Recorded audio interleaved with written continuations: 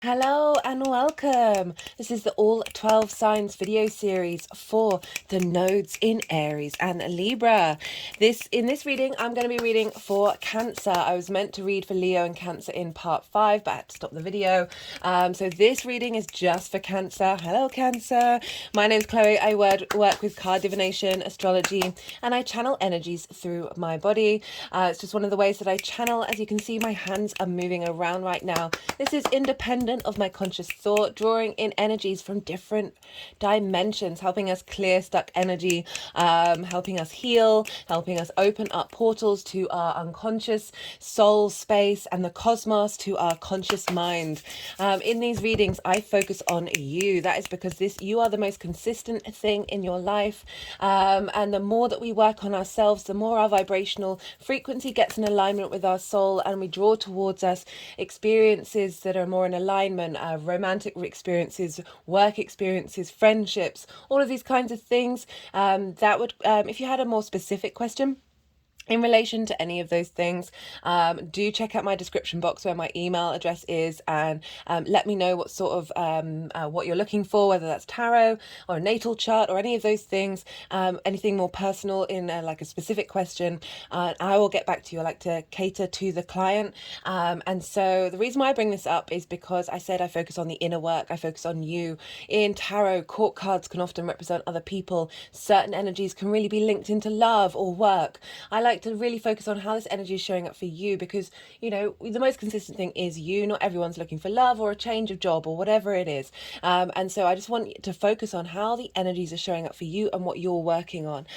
So that's what I like to do in these readings. I work with the whole house system, and this is so each sign falls in the whole of a house, and I recommend in these videos to check out, if you know your time of birth, to check out your rising sign first. This is the first house where your ascendant is. This is the house of you. All the astrology will relate into the sign being in the first house. This doesn't invalidate you looking at your sun, your moon, any other sign, maybe where your nodes are, and seeing how this is showing up for you in that particular area of your chart. Look to where that sign is, the house that it's in, the themes of that house, and apply those themes to the messages that come through. Take what resonates, leave what doesn't. It's as if you are moving that sign to the first house.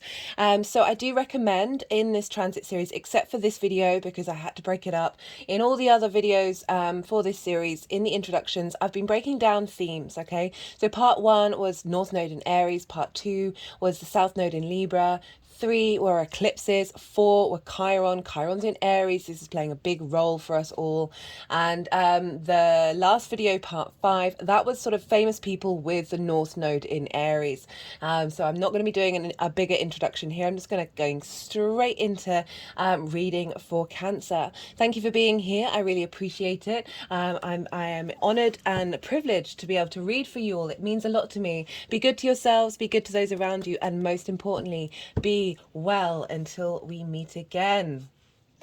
Well, Cancer rising. How are you doing, Cancer? So those of you just tapping into the Cancer energy, as I just said in the introduction, I'm so used to doing a longer introduction on top of that. But if you missed that and you've skipped straight to the Cancer part, if you're just tapping into Cancer and it's not your rising sign, look to where Cancer falls in your chart, the house that it's in, the themes of that house, and apply those themes to what comes up during this reading, because this is for Cancer rising. With Cancer falling in the first house, the astrology will link into that. But just in general, Aries and Libra, regardless of whether this is your rising sign or not, Aries and Libra square your Cancer energy. Squares are an aspect of Mars. They're a 90-degree angle. They're two energies pushing heads against one another. Try doing that with your fingers and push against it. There's a lot of intention there. There's a lot of manifestation energy in that. There's a lot of friction. So Mars, god of war, can bring up conflict, drama, frustration, winning at all costs. So sometimes when we got squares, this can show up, right? This is teaching you to know, okay, what do I want to fight over? Where do I need drama in my life? What's truly important to me? What can I let go, right? The other side of a square is its incredible manifestation energy. It activates, it gets things going, like it brings things into momentum, into action, very martial energy, right? So wherever we have squares, this is big manifestation energy. It can also bring up conflict, but why is it manifestation energy? Because it's friction. Without friction, this 3D linear time frame, construct, dimension that we are currently very consciously aware that we're in needs friction in order to exist, right? We need those atoms rubbing up against one another, pushing against one another in order to create time and space. So this is a very powerful transit for you Cancer risings. Cancer in general, wherever it is, the nodes are going to square your Cancer energy. And so this is yeah, this is a lot, but in the best possible way. I don't mean to scare you. I'm just thinking I've just gone through the nodes being squaring my ascendant. And I thought it was going to be way more dramatic than it was, and it wasn't. But it did lead to a lot of friction. It did lead to a lot of things not necessarily going the way that I thought they would, but it's serving me in the long term. Okay, so that's just my own personal recent experience of the nodes in Taurus and Scorpio. I will talk a bit more about examples about that as I go on. For Cancer rising, okay, this is in your 4th and 10th house. Squaring your 1st house. These are all angular houses. We've also got Pluto over in Capricorn. So you're kind of being, of all the signs, there's energy going on in all of these houses, in all of the cardinal points for you, because if you're tuning into Cancer, well, not all of you, some people might not have anything in Cancer, you're still tuning in. But for the Cancer risings, this is definitely a space, it's sun or moon, definitely you're going to have things in every direction. Okay, it might feel that you're being pulled in every direction when you've got things in each of the 4 points. This is all cardinal energy, so this is called a grand cardinal cross, and this, as I said, can feel like you're being pulled in all different directions, but when you sort of acknowledge that this is activating 4 very pivot points in your chart, 1st, 4th, 7th and 10th, they're the angular houses, they're pivot points, they're very powerful, they enact big change, right? There's big themes in those houses, and so when we know that that's going on, oh, I forgot to do, I'm so out of sorts for not doing an introduction and only doing one sign. It's all getting a bit, well, that reminds me, I'm pulling cards for 4 piles. North Node in Aries, the square with Pluto, the South Node in Libra, and then finally the 4th pile, how this energy is manifesting moving forward. The energies, they're going to shuffle, cards are going to go all over the place, and then while I'm talking about the astrology, and then for all of these readings so far, they've wanted to do a lot of energetic work because we're dealing with eclipses. So it's gone on a lot longer than my usual transit videos. They're around about an hour and a half each one so far. I've been letting the energy work happen, and they're moving all the cards around in certain ways. When I finish doing this series, I will timestamp when that starts and finishes, and just because I'm aware of your time and energy and how precious that is, that not all of you may have the time to sit and watch maybe 10, 15 minutes, 20 minutes of energy work, depending on how long it goes on for. But I really want to let the 5D energies that I channel do what it is that they do, in order to facilitate us moving through these eclipses with a bit more ease, a bit more grace, a bit more understanding and a bit more perspective, and that's what the energy work adds onto it, along with all the other things. So do bear with me during that, and I just thought I'd let you know I forgot to mention that at the beginning. As I said, I'm a bit out of sorts because I wasn't expecting to break these videos up, but it's all good. Right, Cancer risings. So you got these all on angular houses, and this is so what was I saying? So you could feel like you're being pulled in lots of different directions, but when you think about all the themes of those houses and realize that they're all trying to work together, I've talked a lot in the other videos about it's not just looking at the Aries and Libra part of our chart and finding balance there. It's about then also turning to the Cancer and Capricorn side of it as well. So you're very suited to this energy, right? Cardinal energy, instigating energy. And I've been bringing this up with all the other signs about really finding balance in all those 4 quarters, because then we get a full understanding of what's going on, and we don't necessarily get swamped in one direction or the other, and we can be aware that that is just the energy that's going to be going around right now. It's not forever, and it's as well as feeling pulled in lots of different directions, the cross, the grand cross, whether it's fixed, mutable, or cardinal, acts as a generator. It's like there's a constant rotating batteries of energy going round and round and round. That can get a lot, but it's also a great time to getting stuff done, right? There may be issues and dramas that come up, but it's all feeding into the battery, to the generator that is right at the center of that cross. That's where spirit is. And the more that we tap into that space and see this all happening around us, rather than getting sucked and dragged into one particular part, see how we can get all these to work together, that's when the magic happens, right? Let me begin. I'm going to talk a bit more about Cancer. Cancer, if you've not watched that new moon in Cancer, I really recommend it. I'll talk about that in a bit. I'm going to start with the North Node, because that's what I've been doing in all these videos. And you have the North Node in your 10th house. This is life purpose. This is career. This is your reputation. This is how the big outside world sees you. This is your North Star, right? The thing that guides you through your life. The second house are the tools in which you have in order to make your money. The sixth is how those tools work, the lens in which they express themselves. And then the 10th house is that direction, is that guiding point. It doesn't just have to be career. It can be absolutely anything that fulfills the direction that you're heading in. It's the highest point in the chart, so it's most visible. And that clarity, that vision that we have that guides us throughout our life, that is very much the 10th house. So we've got the North Node moving through there. So a spotlight is being shone on your life purpose for those of you in a career, for your career. For those of you wanting a change of career, this could definitely come about because the North Node exaggerates and amplifies whatever sign it's in. And so this can feel uncomfortable. This can be something that we're striving for, that we're not quite familiar with. But because of that amplification, we're guided more to go in that direction, even if it might not be familiar to you.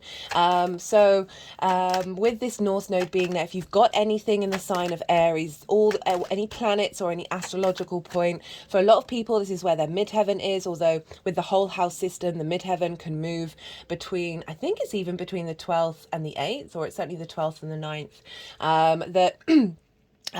The midpoint, the midheaven is the sort of another added layer onto the lens on what your career is, how you work. It's the reason why I like the whole house system, because in other house systems, that midheaven is very much fixed into the 10th house. Whereas if it goes in different places, you've got an understanding of like nuances around that midheaven. But if you have the midheaven in the 10th house, you're going to get a lot of focus of where you're headed, right? You're going to have a real sense of direction and striving for something. You're going to be questioning what you've already brought to the table and what you can add to it.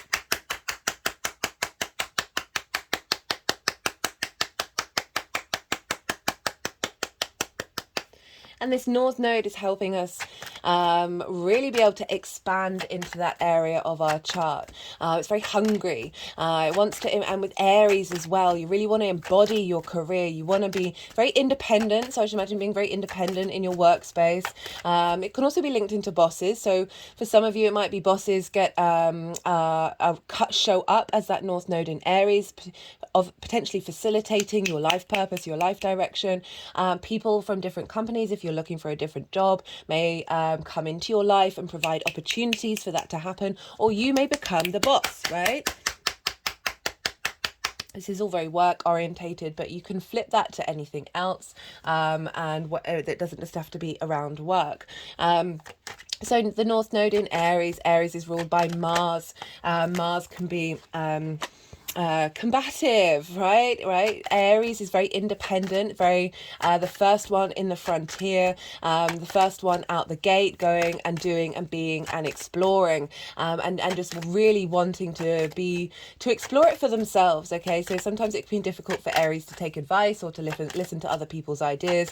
This North Node with the South Node, I feel, is really helping us get an alignment with being able to express our individuality in a social dynamic, okay, without mitigating one thing or another. Every day's a school day. You're allowed to be wrong. You're allowed to question things. You're allowed to explore what it is that you truly feel and truly want. We're all of us, we're incredibly lucky because we had Jupiter move through Aries. And so Jupiter helps bring up elevation, helps to bring wisdom. And with that wisdom and elevation, we then have this innate confidence in wherever Jupiter's been. So you've already had Jupiter move through there. You're feeling good about where you're headed and what you're doing. Maybe more opportunities came up that way first, and now the North Node is coming along and accentuating what direction you want to go in, how you're elevating wherever you're at, or shifting gear and changing into a new frontier.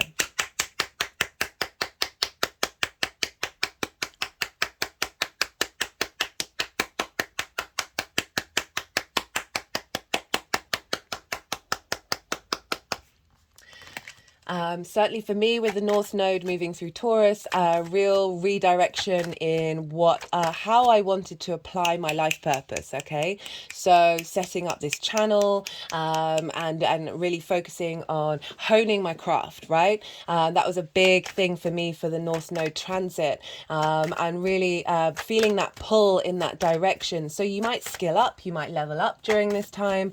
You might really just be spending a lot more hours focusing on your career, your life purpose. Those of you might want to be more independent and be more self-employed. That takes a lot of hours. You have to put in a lot of effort, and the North Node being there is a great time to instigate that. Although, to be fair, we've got eclipses. There's going to be karmic things coming up that are going to be affecting that are often outside of our control. Do check out part 3 where I talk about that eclipse energy. That it's a different thing altogether. Like we're really being pulled by bigger energy that's more fixed in time and space. But excuse me, sorry about that, Cancer. I've just had a little tickle in my throat the last couple of days. Just needed to hydrate. The moon is also in Scorpio, and so there's definitely a need to nourish the water in my body. Right, what was I saying? Yes, so definitely... Oh, no, it's completely gone from my head. That's silly. Yeah, definitely more focus in this area. Striving for something, really putting the dedication in. This is great energy for instigating projects at work, projects in your life purpose, and really exploring what that means to you, even if you may have neglected that in the past. And ruled by Mars. So as I said, Mars is very independent. So as I said, you might find yourself going your own way or being the boss, as I said before. Yeah, we've got Mars. Where with Mars, we want to look to where Mars is in the transit. So Mars is currently over in Virgo, and Virgo's in your house of communication, which I really like for this transit. I like Mars being in Virgo for the beginning of this transit anyway, because Virgo's Earth, it's Mercury, can be quite neutral, wants to facilitate, wants to fix, wants to find the small details. So for the next, when does Mars move sign? Yeah, it's the end of August when Mars shifts signs into Libra. So you've got about a month of sort of working out those small details. Mars takes about 2.5 months to go through each sign. So then it will move into Libra pretty quickly, where the South Node is. So really bringing into balance where that drive and motivation is with your career, and then finding the ability to facilitate that in your home life, where the South Node is, which I'll get to.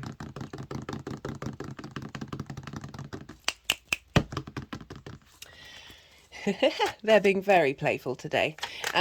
So also look to where your natal Mars is in your chart.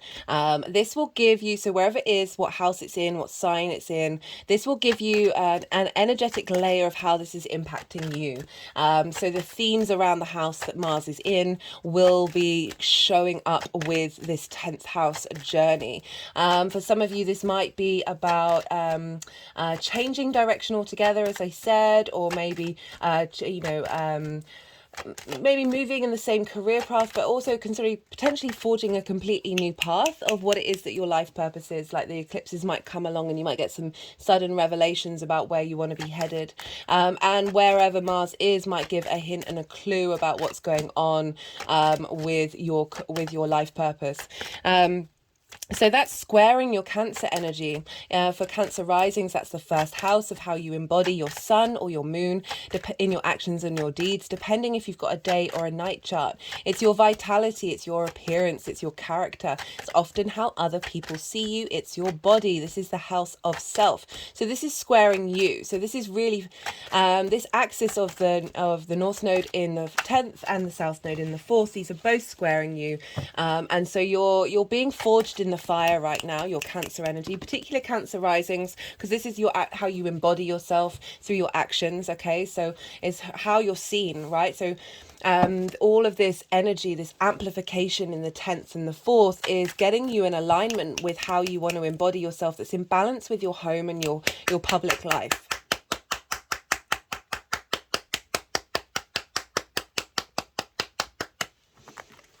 It could be that these areas of your life question you, and do bear that in mind, that this is part of the journey of when we come up against different ideas or we are questioned ourselves. It helps us, we either learn something or it really helps us question what we think we are, and it's either going to change your mind or it's going to strengthen who you are, right?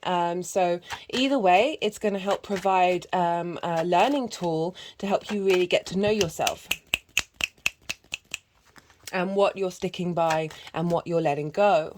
The South Node in Libra, over in your 4th house, Cancer rising. This is roots, foundations, ancestors, lineage, parents, the roof over your head, your private life. These are your foundation space.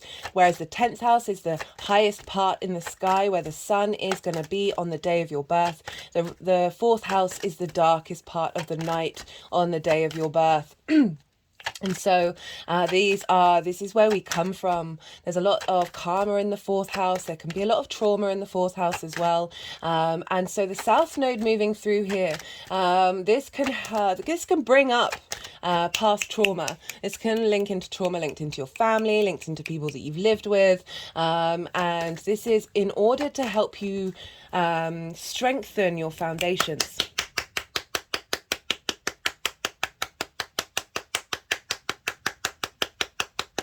So the North Node is what's called the head of the dragon.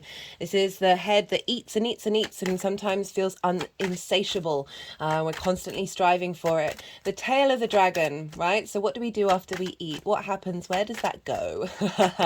Well, that's the tail of the dragon. This is the release, the surrender. They like the word surrender.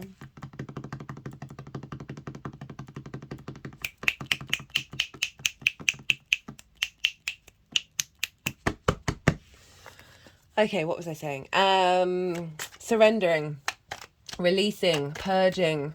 This is helping clear out toxins, helping clear out energy that no longer serves you. So whereas with the North Node, we're very, it's something we're striving for that we're not quite familiar with, or we're building on that which we're familiar with by going into a new territory, right? South Node, this is what we're comfortable with. So the South Node is a bit more trickstery in its paradoxes, because even though it can be a release point, a purging point, a letting go, it can be a withdrawal, a sense of isolation can come about with the South Node, because it's like rather than the striving, we're now sort of retreating with that South Node. However, you're going to feel more comfortable at home. You're going to feel more comfortable or withdrawn or spending more time in your home space. And when we are comfortable in a situation, we get to notice the small details, right?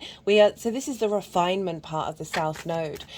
So we're aware, we understand the South Node a lot more, and therefore we're able to find the nuances, find the details, find depth.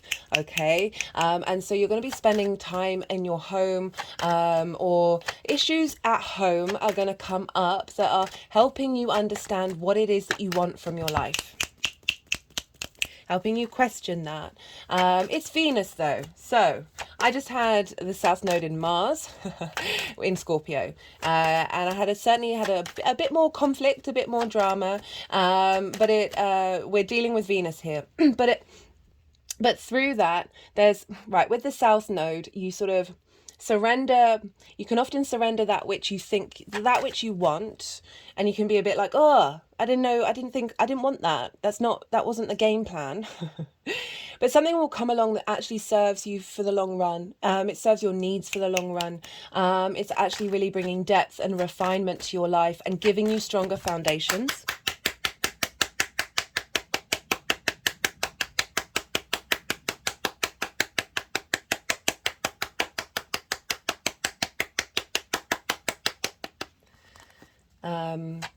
Yeah, so the South Node is a very spiritual part of our chart. It's kind of be linked into like the monks in the monastery. It's going inward to contemplate that which isn't materialistic. So the North Node can be a bit more material, as in out in the world, as in striving for something, like hungry for something, whereas the South Node is more about untangling, detangling issues, detangling trauma, detangling that which you know in order to find the essence of it. And that can definitely be getting more spiritual in your home life. And spiritual, I just mean tapping into something that is unquantifiable, right? And that can be absolutely anything that you just spend more time in contemplation with, in your private life, questioning what it is that you need from your home, what would truly fulfill your needs in the long term, and really, really refining that during this process. The South and North Node, very fated energy, they can bring people into your life who are helping you on your journey. The South Node is more meeting people who help remind you of something that you may have forgotten about. That can be in this lifetime, but I've certainly noticed it very much, well, felt it in past lifetimes. So it can be meeting someone who you've known before, but not really been close to, coming into your life, or someone that's from a past life who you haven't spent much time with, then coming back into your life. I've got an example of that for me very personally. I had a friend who I've known my whole life, but she'd been away in Australia for about 4, 5, 6 years. And she came back and she moved in with me. And weirdly enough, I think this was around the Taurus moons. So this was with the connection with the North Node. You'll find with the North and South Node that they share energy, right? It's not about one side or the other. It's about how these two are working together. And so I think she moved in. She's a Scorpio. She moved in the Taurus new moon last year, and she left around the Taurus full moon at the end of last year. And I was, there was part of me that was really sad that she was leaving, and it was confused me a bit because obviously, you know, I work with astrology. I was like, how is she's a Scorpio and she's on my, her Venus is on my South Node, right? So often when you have, I have my South Node in Scorpio, so it was pretty loud. So often when we have people around our North and South Node natally, these can be very karmic people from different lifetimes. And this person is very much that for me.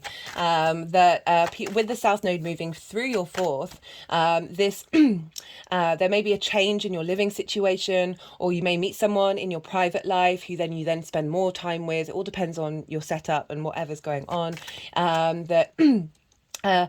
She actually facilitated my career by leaving because it meant I was able to record from home with a lot more ease, and it was a wonderful thing. Also had someone else who was a Scorpio move in who really facilitated my career. So it was a switch around of the Scorpios in my life with that South Node in Scorpio, but oddly it was all timed around the Taurus eclipses, the North Node. So you may find that your private life is facilitating your future.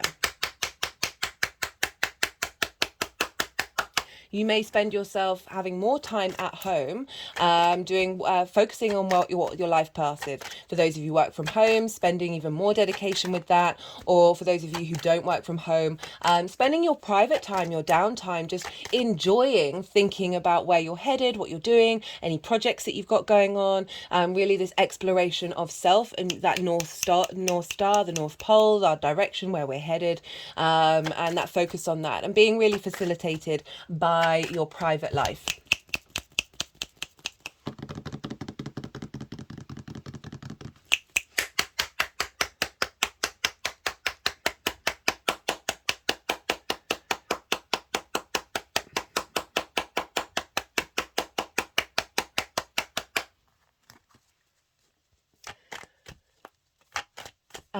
yeah, I think that's everything. So, well, let's talk about Libra, right? So Libra, whereas Aries for me is very much the spiritual warrior. You know, what are you committing to, right? You know, with Mars, attack and defense, and it's more attack in the day sign, more sort of competition based. But it's really, you always want to give Mars a job to do. And so that Aries energy, a job to do. And it's like, what is that guiding force throughout your life? What is the thing, your ride or die, that you want to commit to? This North Node in Aries can really help you focus on that and find the motivation to take action, right? Drive. We're dealing with Yang day signs, being very able to, I keep wanting to do energetic work. And I'm like, well, I've got to shuffle the tarot, really, to be honest. Otherwise, we'll be a 2-hour video, won't we, guys? This is what happens when you deal with energies from different dimensions. They're not fully, I mean, sometimes they're very trickster energy. Sometimes it seems like they're aware of time and space in this dimension, and other times very much not so.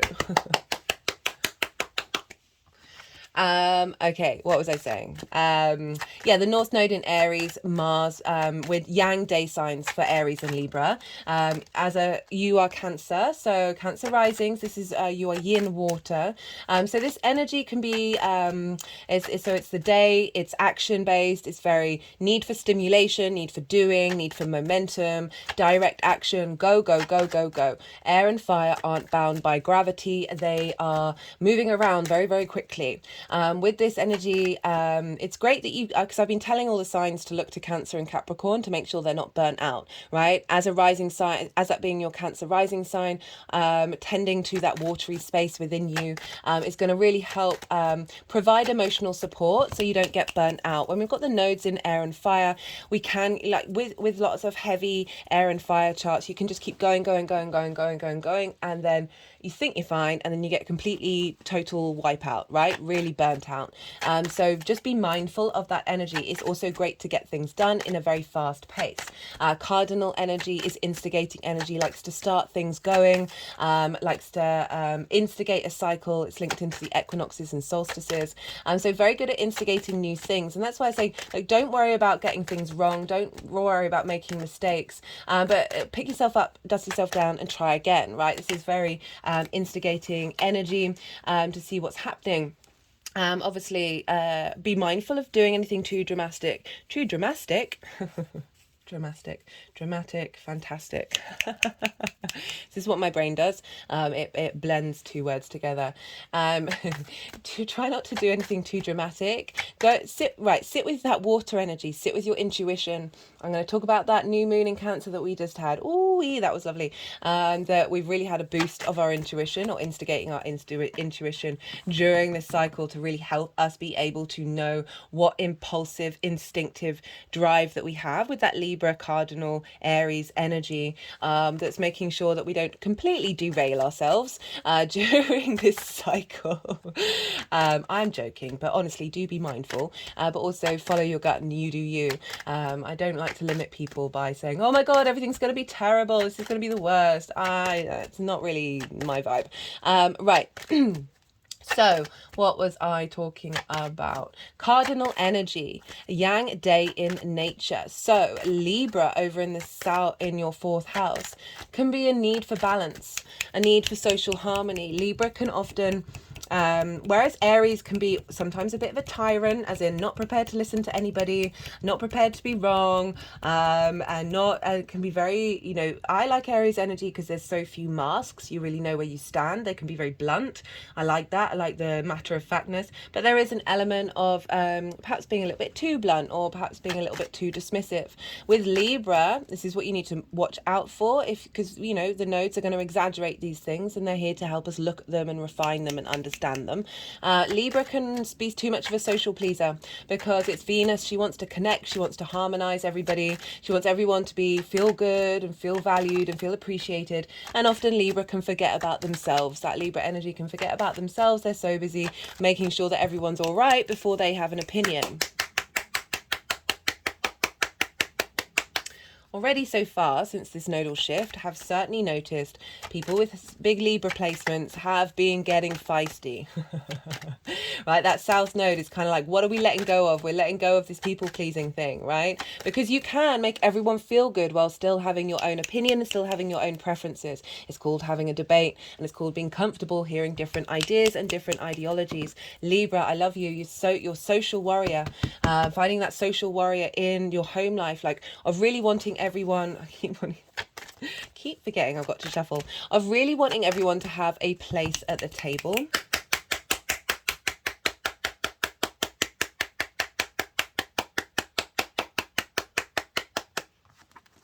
Really wanting everyone to have a place at the table and for everyone to be heard. I gave the examples of this. My friend's kid, I've had permission to talk about her. She's an Aries sun and a Libra rising, and she can often give away all her snacks where she doesn't have any, right? That's really depleting your cup. You know, one of my favorite sayings that really helped me, because I was very much a giver to other people, making sure that everyone's okay, and forgetting about myself, that and it, you know, thinking that I was a bad person if I wasn't constantly running around off and helping facilitate everybody else's needs and desires. That giving from your cup and not from your giving from your saucer and not from your cup is a really important thing. It's not going the other way and being inherently selfish and denying yourself connection, denying helping people, and like overly indulging yourself. This is a maturity of really tending to your core needs and making sure that your core principles are fulfilled, that your cup is runneth over, and so you're giving from your saucer. And this means that you're giving from a state of abundance rather than so often we can give too much and then we get resentful if we don't get it back, or if we don't get the acknowledgement. That's not the point of giving, but that's a very common thing for us to engage with, and it's a difficult one to work through because sometimes we then pull back and we don't want to help people, and this is all about really finding that ability to draw a line in the sand, and say and express yourself and communicate your boundaries.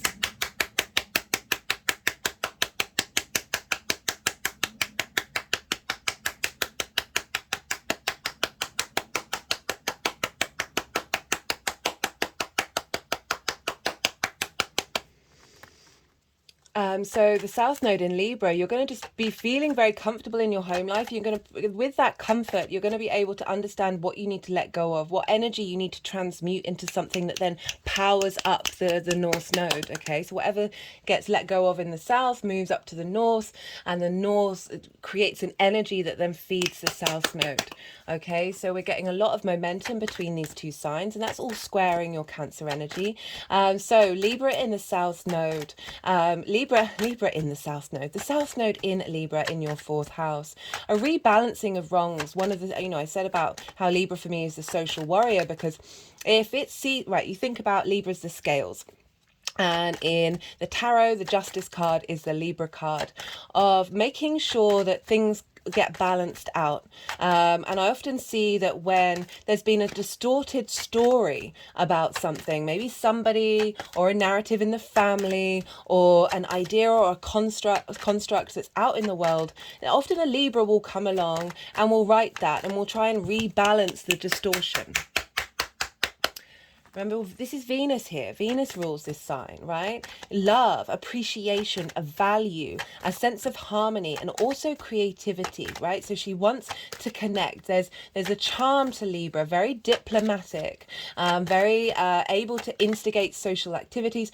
You might be having lots of social time at your home. You might be inviting a lot of people to your home life, and rebalancing through that journey of rebalancing your own space, and also helping other people feel like they've got a voice at their table. And it might be that certain secrets come out, certain things come out around your table that are actually helping everybody in the long run. You might be helping facilitate everyone, Cancer, in this process, in their private life. Also, the fourth house, very karmic, ancestors, past lives, lineage, right? So we hold a lot of weight here, a lot of trauma here that we, in my opinion, our soul signed up to take into us into the next lifetime in order to help break the cycles and transmute that energy. So the South Node moving through there is really helping free up, and it can often just show up in you, and things that you think are to do with you, but actually have nothing to do with you. They're like some ancestors from 5 generations ago, or a past life that you've gone on. That this, when we have the South Node moving through there, we're really helping transmute that and break new cycles, so you have a stronger foundation for you based on your soul journey and any future contracts that you've signed up to engage in now that your foundations are stronger.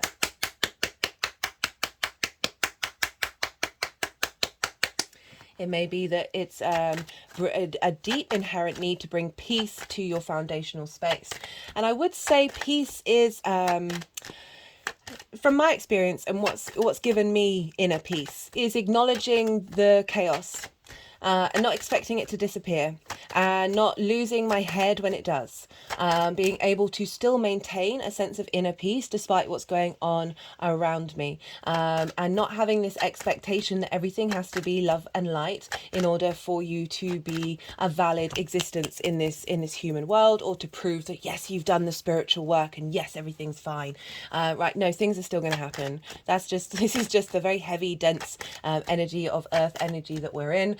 Yes, there are lots more moments, more and more time where that's not happening. But also, in order to keep being in your flow and being in harmony, you need to find that inner peace within yourself, where you're not getting knocked off your perch by what other people think, what are other people doing, whether everyone's okay, and making sure that that's in balance. And yeah, as I said, the North and South Node are going to be facilitating one another to make sure that you're getting what you need from your home life, as well as getting what you need from your career. Venus is currently over in Leo. So Venus rules Libra. So what's going on with Venus in the sky is going to have an impact on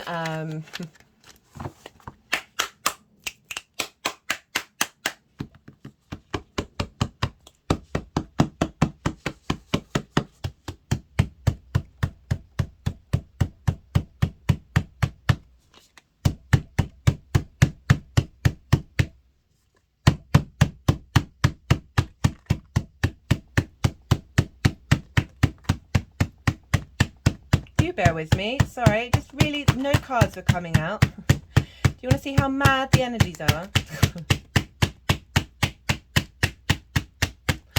Yeah, no cards were coming out, and sometimes that just means that there's oh my goodness me, look at the crazy. Some people channel in a very easy way. Other people have madness, as well as beautiful healing and great support and love. I don't know, maybe they're just saying, Libra, you need to be okay with there being disharmony. Yeah, sometimes they'll communicate in strange and mysterious ways that then all of a sudden make sense. Yeah, really being okay with disruption and finding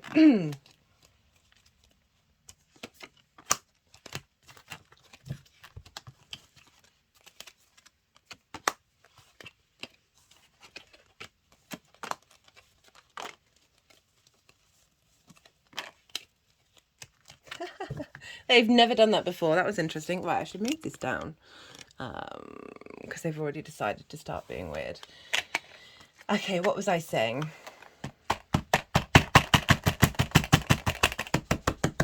I told you this is eclipse energy. This is eclipse energy, so it's and I think the moon is currently sextile Pluto, and therefore sextile the nodes right now in Scorpio, so it's going to be pretty wild.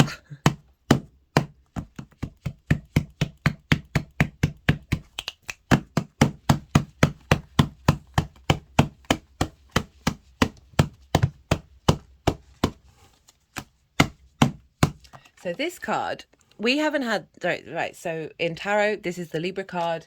The Emperor is the Aries card. I haven't once had it, but every time I basically nearly every time I check the bottom of the deck in readings, it's always been the Justice card.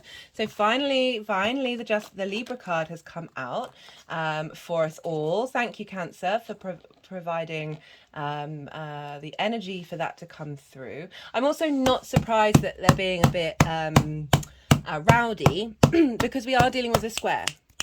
Okay, so squares can bring up, you know, it is Mars. It's a hard angle. Hard angles are conjunctions, squares and oppositions. And this is when there's a bit more work to be done, but it is forging long-term manifestation. There's so many valuable lessons to be learned from this. It's not like a trine or a sextile, which I will talk about because you've just had trines and sextiles, Cancer rising. So you've just had the nodes in Taurus and Scorpio. Taurus was sextile your Cancer energy. Scorpio was trine your Cancer energy. They're soft aspects. They are ruled by Venus and Jupiter. There is a lot of they're the benefics. There's soft energy. There's easy free flowing energy. This is all right. So if you think about it, Mars rules the square, Saturn rules the opposition, and they're traditionally the malefics. Although I see them work in wonderful ways, regardless of whether you've got a day or a night chart. But you are dealing with squares and oppositions here. So as I said, you can often feel like you're being pulled in lots of different directions, and very catalytic energy that just may take a little bit more effort to get going. But as I said, it's really, really genuinely serving you for the long term. I say that as someone who's just gone through squares, and Saturn opposing my rising sign. And a lot's happened, but coming out the other side of it, different person in the best possible way, compared to, I feel more at ease in myself despite what's gone on in my life than I ever have done. And more able to move through this world with ease and knowing what it is that I need from my life, in what feels like a very healthy way. So I really don't want to scare you, but we are dealing with eclipses in squares in angular houses for you, Cancer, with that Pluto opposition. So it's a lot. And I guess I'm saying these things because it won't affect all of you, and don't go looking for it, right?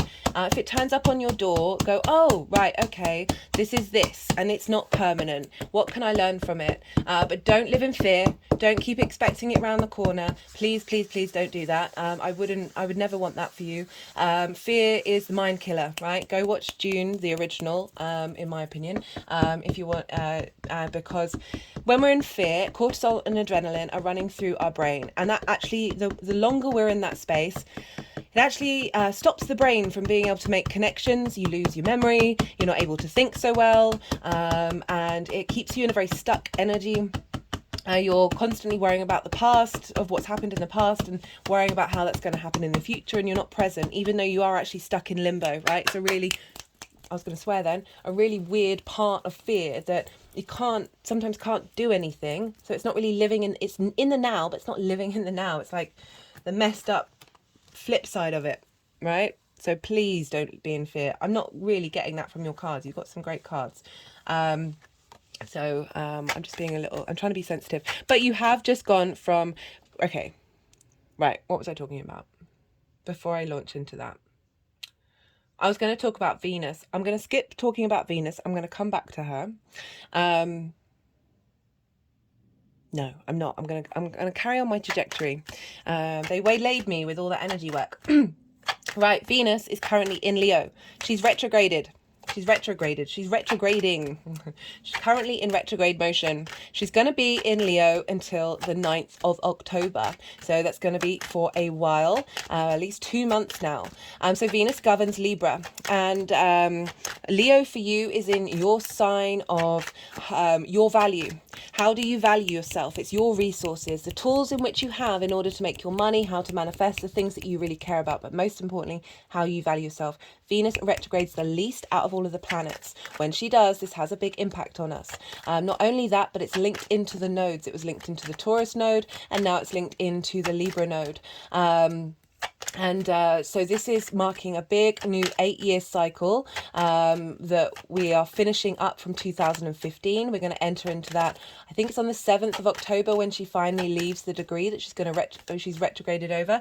Do go check out that series. It's honestly, she's shown up so much. She's sort of been rampaging all over the other transits energetically.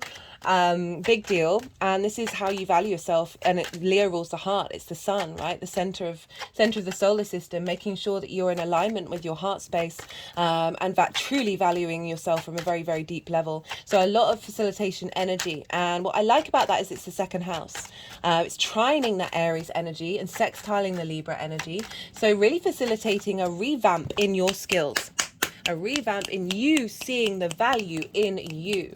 That's then being facilitated by this North Node in Aries that's striving for where you're headed, and a refinement and this creative energy between Leo and Libra, this creative brainstorming connection energy of finding appreciation and value of your values in your private life, being able to utilize your skills, perhaps those of you who work from home, at home, in order to facilitate where are you headed.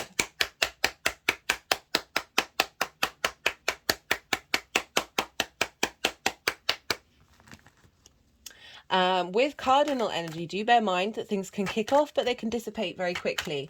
That can be both a good or a bad thing. I've been saying to everyone, be playful, be mindful, but be mindful. If you have impulses, work with your intuition. And so impulses, right, I'm covering all the fields here of saying, like, if you have impulses, maybe write them down and see if they come back again. Or really do little small tests on your impulse control and how it manifests in the actions that you take, because you're dealing with the 10th house, right? That can have big consequences, and I want to be mindful that practice that impulse of that drive, that instigation. What do you want to instigate, and see what happens, and like be in observation of how that eclipse energy is showing up for you, to get into comfort of knowing, because you can tell, right? You can tell when your intuition, like, it's more of just an ease. You're not even having to think about it. Sometimes I feel like the intuition is like you're not even thinking about it. It's just a feel. You just embody it and you go and do it. So you know, working out your trauma responses and limiting beliefs is and how that can block our intuition. Do go check out the Cancer new moon. I'm going to come back to that. I keep mentioning it, but I will talk about that in a bit more. Right, so let me go back in time to Taurus and Scorpio. That was trining and sextiling your energy. Very inspirational, very creative, free-flowing energy. They've all got things in common with one another, so it makes that energy transfer a lot easier. Unlike with the squares and the oppositions, there's a bit of a difference there. So it's a bit more jarring, but there's still so much magic. Right, you've gone from very inspirational, creative eclipse energy, and now, so you've had all that inspiration and that creativity, and now you're using it. And how are you bringing that into force? How are you manifesting that? How are you facilitating that? How are you what am I trying to say? How are you using everything you've learned from the previous eclipse cycle? We're going to have a Taurus full moon eclipse at the end of the year. It's out of sign, so it's with the nodes in Aries and Libra, but that's still going to be the final eclipse in that series. But how using everything that you've learned over the last 18 months and further, and applying that in this ability to manifest during this time, ability to get things going, and then the nodes are going to move into Pisces and Virgo, and then that's going to go back into a trine and sextile. So you're going from inspirational creative energy to manifestation energy to inspirational creative energy with these nodal cycles. So this is a really pivot point at the moment of getting the gears going, getting the manifestation going, taking action. But I am just going to preface, it's eclipses. Be mindful with eclipses. I talk about in part 3 about eclipses, how it's not the best idea to do any manifestation around it, because you're dealing with energy that's way bigger than you. And unless you're used to dealing with that and used to doing work with that, it's just, I find it's best just to do what you naturally feel inclined to do on the day and not control it. Anyway, right. So we look to where Venus is. I'm sorry if I'm all around the houses. There's a lot to say here. So Mars takes 2.5 months to go through a sign. So we've got a longer cycle with Mars. So there's going to be different themes linked into your career of where that's showing up whenever Mars moves signs. Venus, she moves about one sign a month after she leaves Leo and finishes her retrograde. So she's going to do a quicker cycle around the chart and around those themes that are going to be drawn down into your private life. So look to where Venus and Mars are during this cycle to sort of understand, okay, what might be showing up for you during this whole 18 months. Also, as I said about your natal Mars, look to your natal Venus, where she is, what she's doing, what sign she's in, what themes she's empowered with, and see how that's going to show up in your life as well. Nope, that's 3 cards. We're not doing that, even though it was the 10 of Cups. What was it? The 10 of Cups, the Hermit, and the 2 of Cups. Let's see if any of those come out again. This deck is very slippy, so I'm very mindful of when they're jumpers and when it's just my hands being silly. All right, so what's really good to help you understand what's going on is to go back in time to the last time the North Node was in Aries and the South Node was in Libra. Now this was end of December 2004 to the end of June 2006. Don't worry, all the dates, absolutely everything that I'm talking about in terms of dates and key points are in the description box. So I know it's a lot of information, so you can go check that out and then maybe think back around that time. What was going on? End of December 2004 to end of June 2006. And so this will give you an understanding of the past cycle, of where was your life purpose at? Where was your career? What was going on? How was your home life? What was going on at home? What was going on with your parents? Were you doing ancestral work? It can be a really great time to do ancestral work. You don't even necessarily have to have any kind of understanding of what that means. Just hold space for it and see what you're instinctively drawn to do. Okay. And so yeah, see what came up around that time. We're at a different cycle now. We're a whole cycle ahead, so you're a different person, but it's just helpful to see what themes came up to help you understand, okay, how do I apply that to what's going on in my life right now?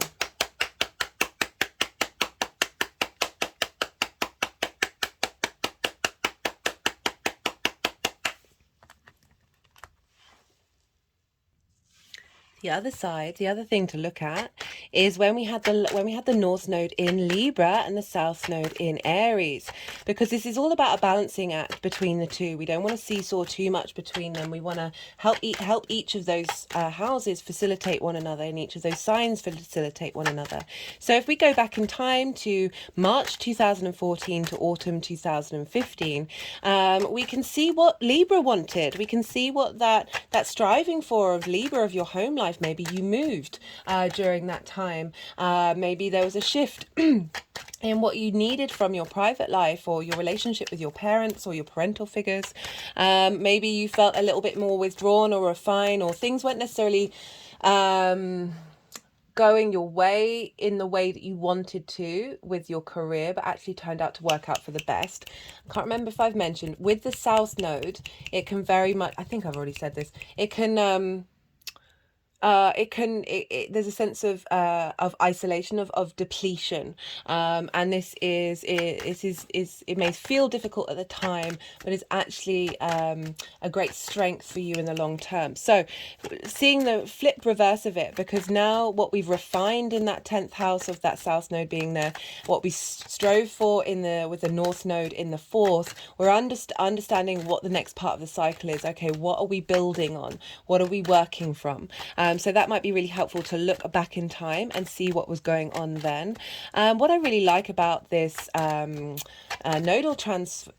nodes being in air and fire is the fact that basically all the outer planets are in water and earth. Jupiter and Uranus are over in Taurus, Saturn and Neptune are in Pisces, and Pluto is now in Capricorn. So whereas we might have had the whole buzzing around, I mean, we're going to have that energy. We've got a lot of the outer planets, the more long-term cycles, really asking us to slow down, be mindful, be observational, cultivate and nourish ourselves during this time and not let us get burnt out.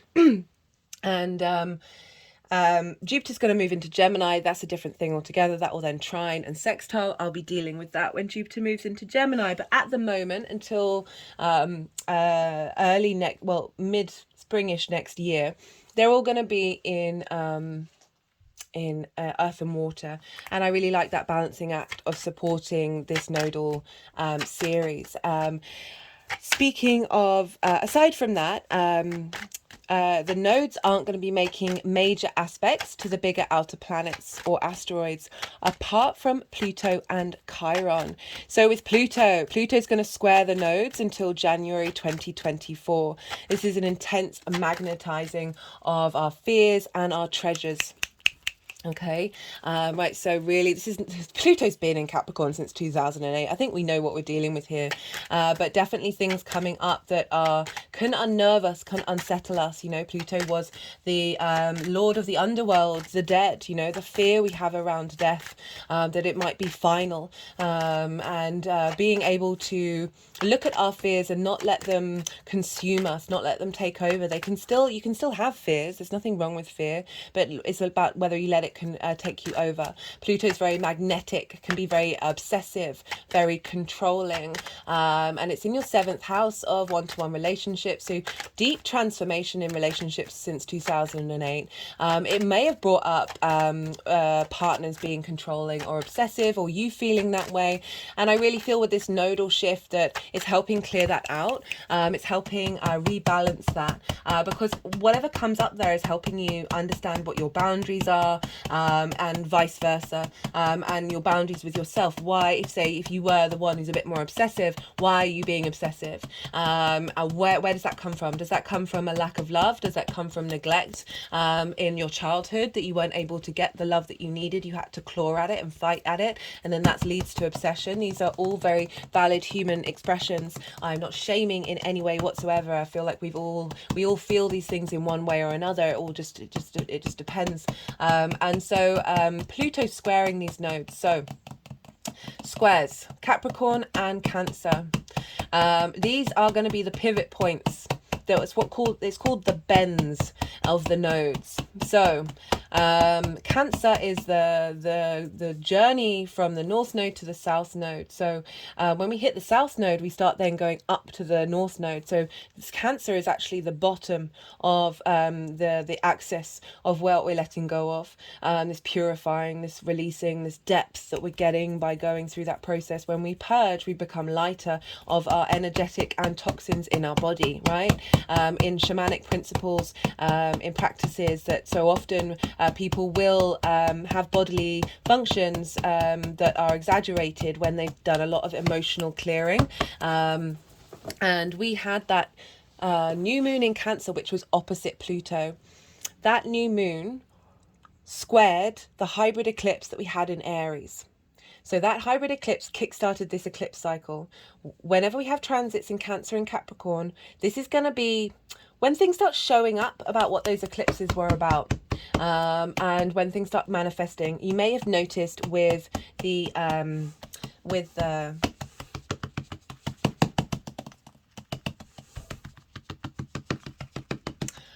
just going to carry on with with the Taurus Scorpio eclipse cycle. Actually, the Leo and Aquarius transits were when you're like, the shifts, the changes were happening. That manifestation, that friction energy started showing up.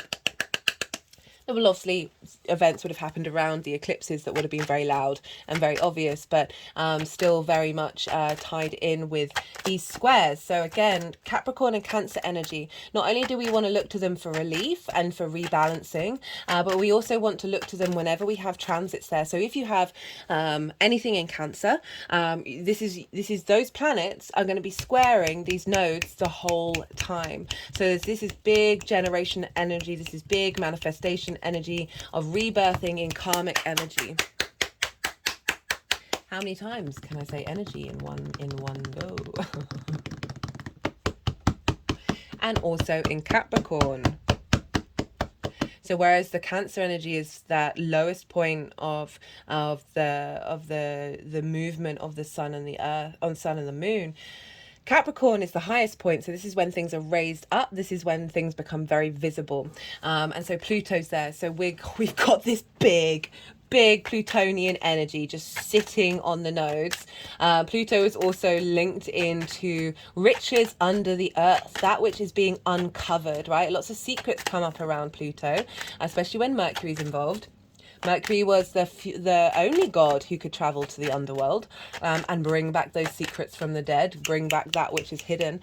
But it's about jewels and minerals and riches from the earth. And so in Capricorn, for us, this is bringing up the wealth of riches that you have in terms of your long-term legacy that are facilitating this career and home life. So partners, what you need from partners. This can be business partners, one-to-one clients, intimate friends, as well as more longer committed romantic relationships.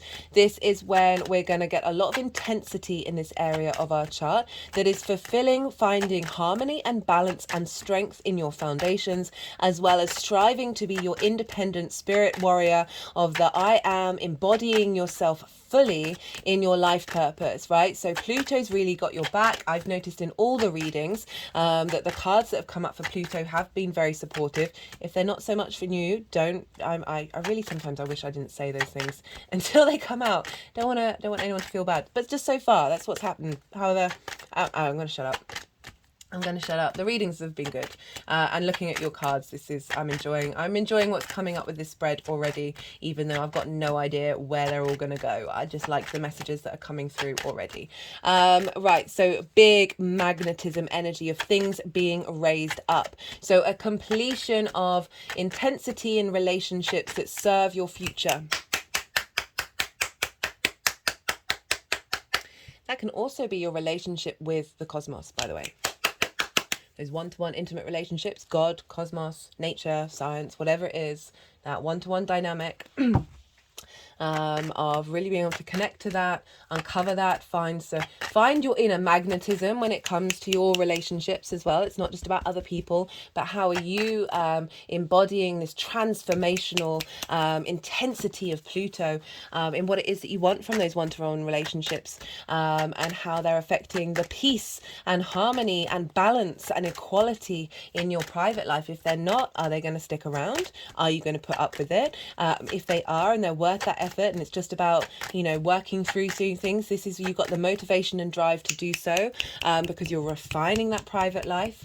But I would say, if they're not in alignment with where you're headed in a way that you feel truly nourished and supported, that you're able to truly nourish and support yourself and be on a journey with somebody else. That can be friends, that can be a business partner, that can be clients that have been draining you, have been being very domineering, and not giving you what you deserve. This is certainly a time to reevaluate where your boundaries are.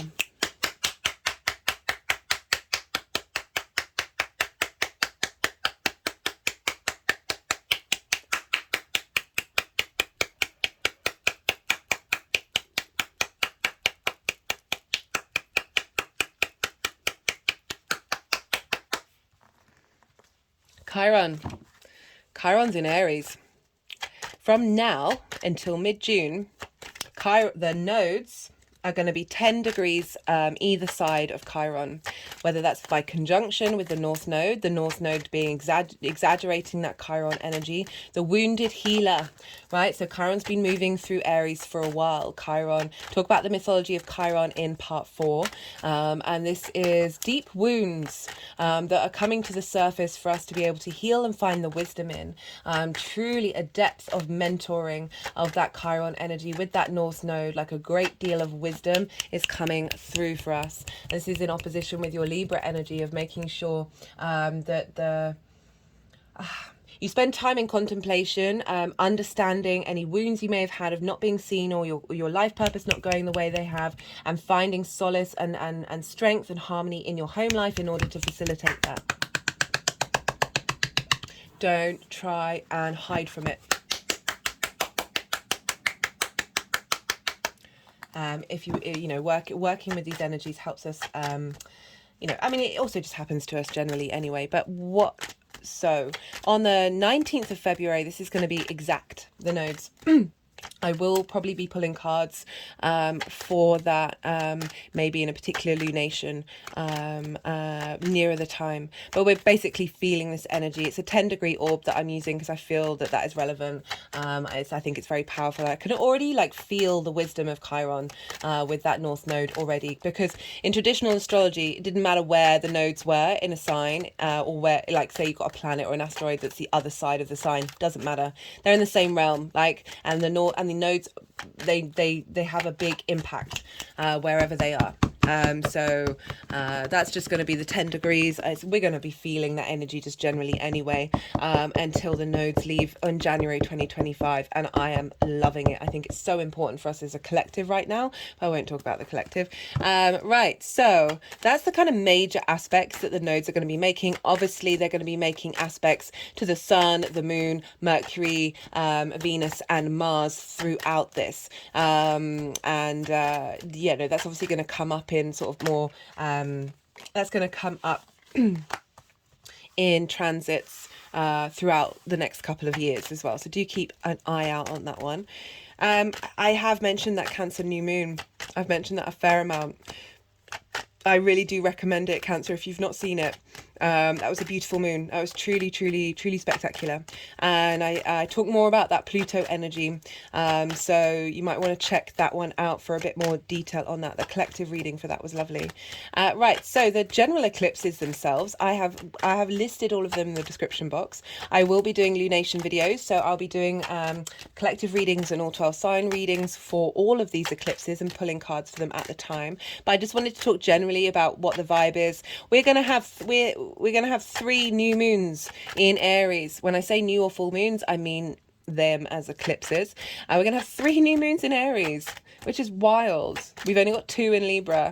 And 2 of those 3 new moons in Aries are out of sign, as in they are happening when the nodes are in different signs. We've already had one, which I talked about, that hybrid eclipse that happens once a decade.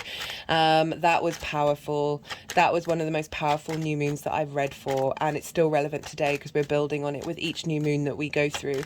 Essentially, that was soul integration of our past lives and future lives, all kind of more in lockstep. There's more flow of communication with our unconscious self and more of our conscious self, whether we are consciously aware of it or not. We're building on that. That was a new moon. This is it's lovely. It's been lovely. Difficult, but still lovely. And we're going to have one where the nodes are in Pisces and a Virgo. So I really like the fact we've got this huge focus on Aries. 3 new moons, right? Yet 2 of them are with the nodes out of signs. So it's adding on a flavor of those other signs to that Aries energy. Aries can be very independent, can not want to listen to what other people have to say because it wants to genuinely experience life for itself without any outside influence. However, that can get a bit stuck in a rut, right? It doesn't help with evolution if we aren't more fluid. And so the fact is we've had this Taurian influence, and now we're going to have the Piscean influence feed into this Aries energy. And I love that. So we've got earth and water straddling this very spark of spirit. I think it's just beautiful. And helping us fully round out that Aries energy and truly be able to embody it in a very healthy way for us as a collective and as an individual. We're going to have a very questionable Aries full moon. If you go on the Eclipse website, they write the word almost next to it, like it's really, really far away from the nodes. It's almost an eclipse. But I'm really interested to do a reading for this. I can't wait. And so this is essentially just saying this is on the subtle energetic field. So we've got all these 3 new moons, right? So we're new beginning, new beginning, new beginning. There's a constant flow of regrowth and new growth and new growth and new growth and new growth. And the only full moon eclipse that we're having is almost. So it's like right at the edges, of any kind of little crossover of the sun and the moon. Beautiful, subtle, energetic, like refinement and clearing and completion of the subtle energetic field. Oh can't wait to do that reading. Yeah, and then we've got 2 new moons in Libra and 1 full moon in Libra, and they are all in signs. So I like that combination of the North Node having a lot of other influence of where we're striving, what we're heading for, and that South Node of that refinement, that purification, very much being with the nodes in Libra. And so being very, let's focus on the Libra part of our chart intensely in order to refine that. So I'm enjoying this transit already, and the readings from the cards have been lovely. Okay, right, that's everything that I wanted to say. Oh, goodness me, nearly completely forgot. Cancer, you are ruled by the moon. So these lunations, eclipses are always going to have a bit of an impact on you, Cancer. It's one of your rulers. You have other rulers, but your rising sign, for those of you with Cancer rising, is the moon. So that's one of your dominant players in your chart. And so the ebb and flow of the moon, your intuition is going to get boosted and boosted and boosted and boosted and boosted and boosted and boosted and boosted and boosted and boosted.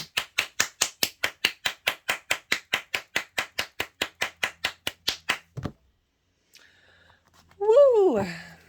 Okay. I've put the deck down. So this is when I'm going to go quiet. We've just had the yin day part of the reading where it's all go, go, go, go, go, all stimulation, all action, speaking at the speed of light. And now we need both action and rest in our lives. If we don't rest, we don't flush out the toxins in our lymph nodes, in our brain, and we go mad. It's just the quickest way to, we lose our lives, basically. So we need action and we need rest. So this is the rest time. This is the yin night time of letting it all, you've had so much information. I've been talking non-stop, and now let it all settle. Let it all digest into your unconscious space, and then let your mind soften. We've had the nodes in Aries and Libra since the 17th of July, so nearly a week and a half now.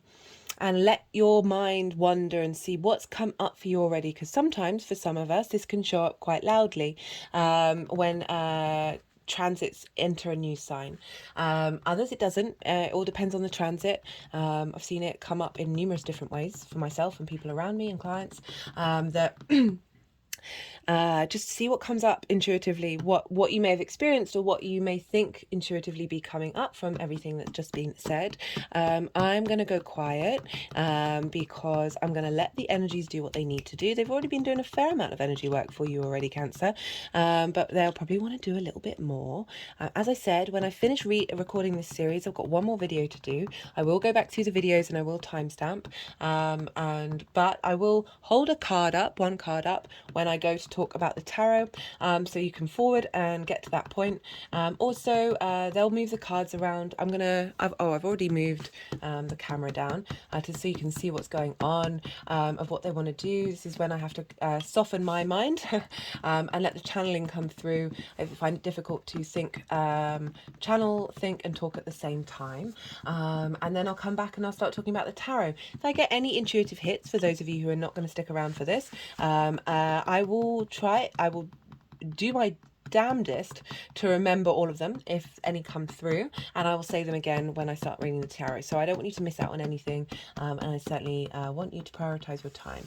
Right, I'm going to go quiet now and I'm going to let them do what they need to do.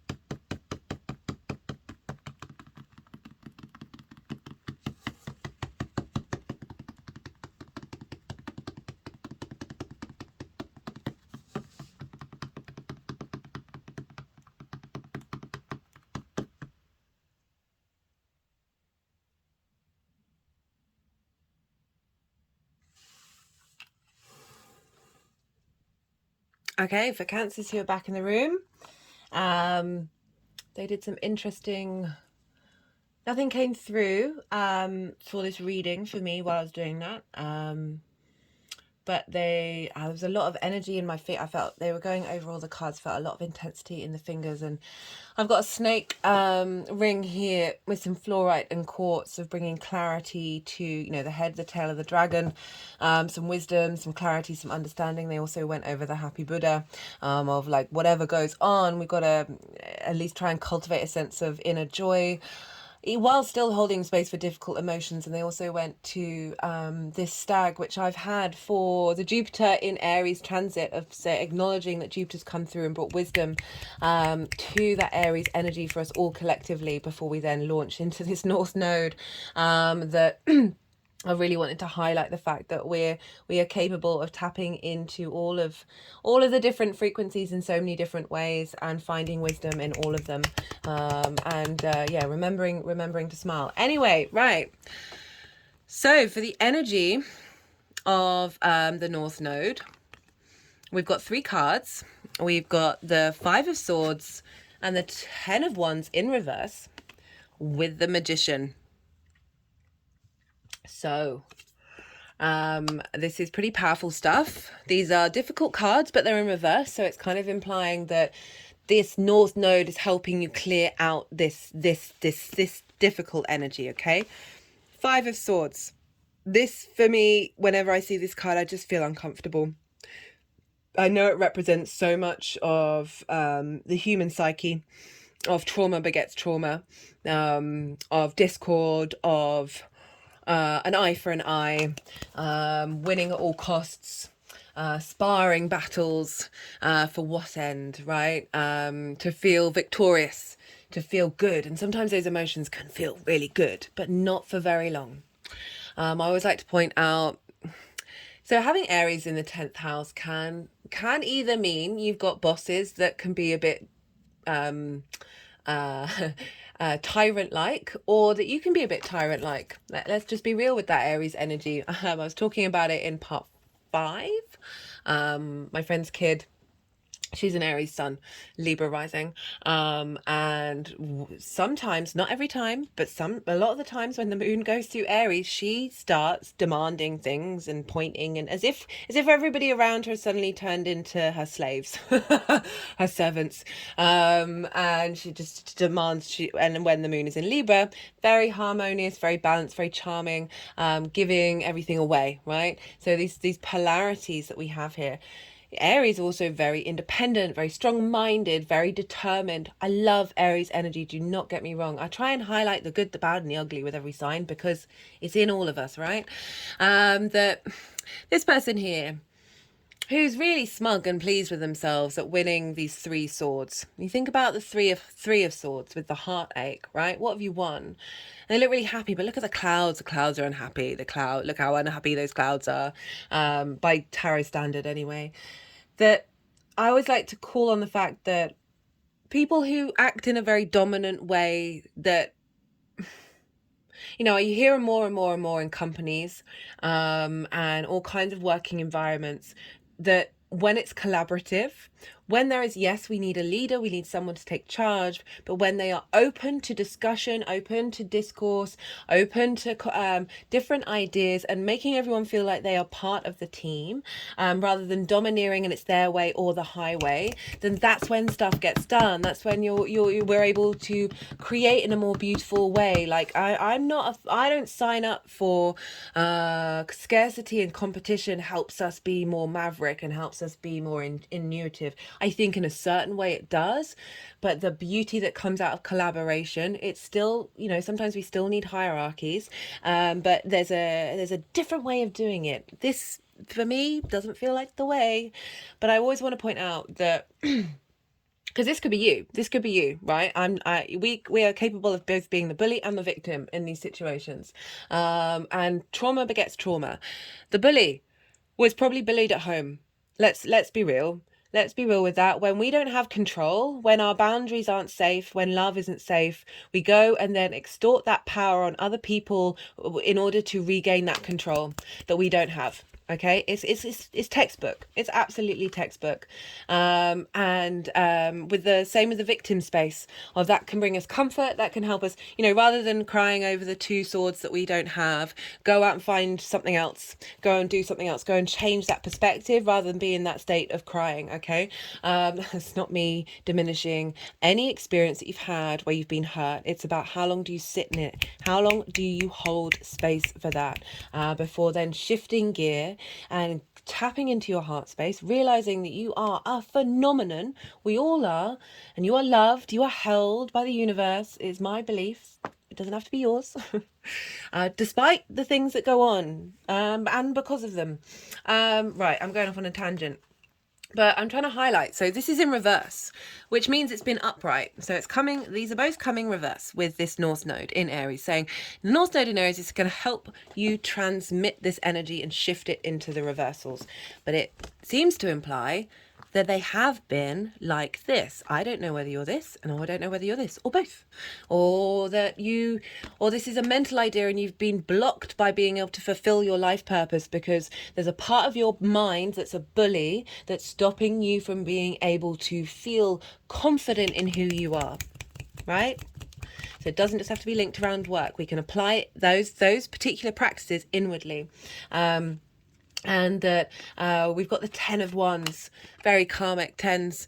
This is a sense of completion, right? You see all these wands here. It's like you're weighed down by everybody else's passions, everybody else's motivations, drive, ambition, right? Maybe you can't see your own ambition and see it clearly enough. Like, look here, work is a wonderful thing. Well, I love work. Work gives us drive and motivation and nourishes us in so many wonderful ways, except when we're hunched over and we can't even see the sky, and the fact that it's a clear blue sky. We've gone from these jagged clouds to even when there's blue skies, you can't see them. You're weighted down. There's a heaviness here. This is not just your stuff. This can be ancestral stuff. This can be past life energy that you're carrying on. That there's this burden here. You're coming to the end of the line with this burden. But again, that sense of being so overwrought with duty, responsibility, with expectations from your parents, from your family, from your friends, from society, that you can't see clearly. You can't stand up straight. You can't, our spine energy, that Kundalini energy gets blocked. It's in so much spinal action. That in reverse, this is saying, hey, it's not, I know I'm going on a bit because look who's crowning it. Oh, reverse. So this can either be outside experiences shifting and changing. So you may still have work, but you don't feel the burden. You may have clarity of mind of being able to make the right decision in the moment and not lean in to bully or victim mode. Allow your mind to you're being set free in the way that you understand your life purpose. And look who's coming in with this North Node in Aries, the Magician, right? Couldn't get more empowering after these two cards of feeling depleted, exhausted, and that your resources, that your swords have been taken. The Magician has all its resources that it needs in order to make magic in this world. It's come into harmony with all the elements. And through that harmony, through that peace, that understanding of your situation, of who you are, of your surroundings, you are then able to create magic through the actions that you take. This has the infinity symbol upon it. It is Mercury. It is movement. It is action. It is manifestation. It is bringing magic into this world. You have all the resources you need. For some of you, I said you might start wanting to be independent and be self-employed, or starting up your own business and getting away from the drama. That the Magician is coming along saying you've got what you need. You've got what you need. These eclipse cycles are going to help cultivate that strength and desire of understanding your inherent resources in your spirit, your source, that I am. Aries, the first zodiac sign, the spark of creation. It is within you. You have to spend time navigating these. The eclipses are going to help you release this and be at peace with them. Be at peace with them and don't get stuck in that energy, and realize despite all of this is going on, la la la, the Magician's like, I don't care.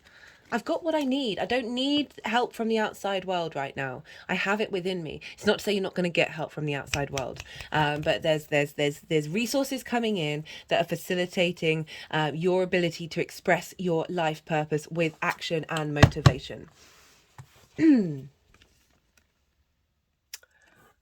Well.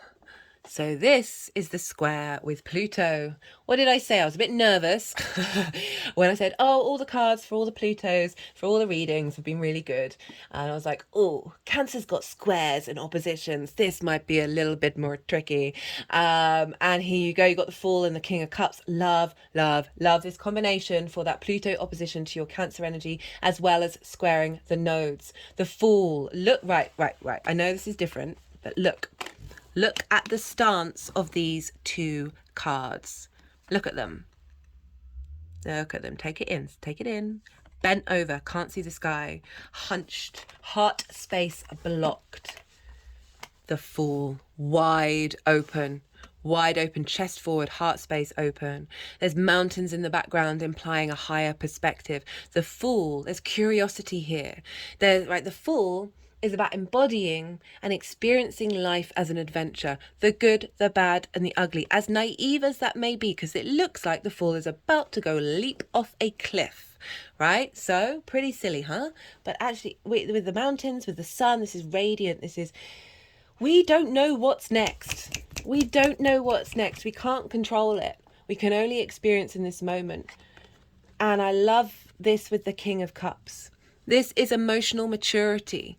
This is being able to, you see, look, there's a sea monster about to go and attack this ship. The waves are so rocky, but the king is sitting on its throne and isn't bothered, is calm and in control. Calm and in control of its emotional space, the maturity there. There's the fish here that was in the Page's cup, that represents imagination and creativity, right? Being able to utilize the resources that are being uncovered. Perhaps there's someone in your life who's a business partner who you're able to work with in order to get creative about setting up your own business or something, because it's in the 7th house. And also being more emotionally in command and in control of, and being creative and generous and emotionally connected and grounded with the people in your life who are near and dear to you.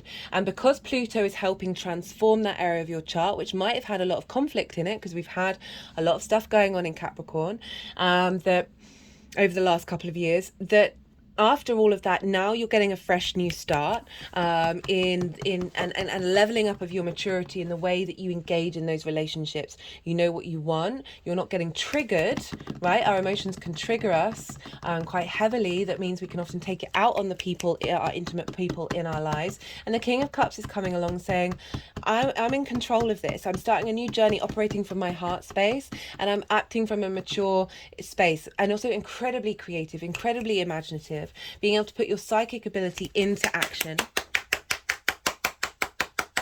That is facilitating balance in your home, as well as of where you're headed in your life purpose. Great cards for that square of like what's being raised up. Okay, Capricorn is what's being raised up between the two of these. What's the pinnacle, what's the peak of that? And you've got the Fool starting this whole new journey, this beautiful fresh vital energy, along with the maturity and the autonomy and authority of a king. Okay, kings know what they're doing. They've been around the block. They're wise. They wouldn't be kings. We're not talking about real life here, we're talking about tarot. They wouldn't be the king if they didn't do a good job, right? And so I'm really liking the fact that Pluto is helping transform your emotional body and your ability to connect to that emotional body in a grounded way that is providing creativity and inspiration and imagination for the way that you engage with your one-to-one partners, friendship, romantic, business partner, one-to-one clients. For some of you, of really being able to share your wisdom in that space and feel confident and in command of those relationships in a healthy way, rather than being maybe too dominant, or them being dominant on you with that Pluto dynamic since 2008. Yeah, getting some strength for long-term commitment in terms of how these nodes are showing up, of like, okay, this isn't going to rock you, this area of your life isn't going to rock you, in order for you to figure out where you're headed and what you need from your home life. I'm just going to pause for a second and drink some water. Okay, Cancer, so I just readjusted the camera, got a bit finicky. Right, I'm all hydrated. The moon's in Scorpio, so we must hydrate when... Anyway, I'll stop talking. Right, words. I'm just being silly now. Okay, so this is for the South Node in Libra.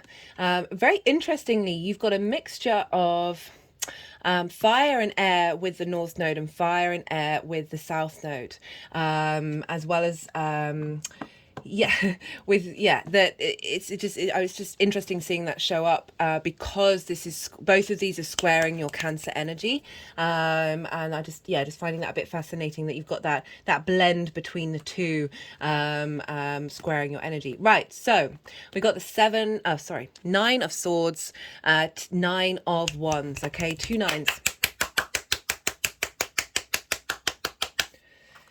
Definitely clearing out some stuff here, Cancer. It's all for the good, though. It's all loving. I am loving the spread. It's not surprising with the squares, right? That the challenging trauma stuff is coming up, because that's what squares tend to do and show up on your doorstep in order to help release it. Okay. So we've got this stuff with the 8 of Cups. Why not? We don't have 3 9s. We've got 2 9s and an 8. Okay. So this is implying, this is very South Node energy, the 8 of Cups. So I talked about how the 4th house can hold some trauma, right? So it's not only linked into your parents, your grandparents, your ancestors, your lineage. Like, it's the roots, it's the foundation, it's that darkest part. It's not quite the unconscious space, but it's certainly that foundational energetic principle that holds us. And we've got the 9 of Swords. This is anxiety. This is, so much has built up that you can't even think, that you've got sleepless nights, that there's nightmares going on, that it is just pure anxiety here. And it's often worrying about things that I always say that you can't control, but you can control the way that you deal with them. So much of the things that we worry about, we can't deal with in the moment. And it's so easy not to worry about these things, because our mind is so addicted to the hormones that we produce, from the feelings that we feel, from the words and thoughts and images that our mind gives us. And so what's really easy to give us? Cortisol and adrenaline, right? So your mind is going to go bing, bing, bing, of all these things that you can't do anything about while you're sleeping, right? Well, you need your sleep. I talked about this earlier. We've got lymph nodes in our brain.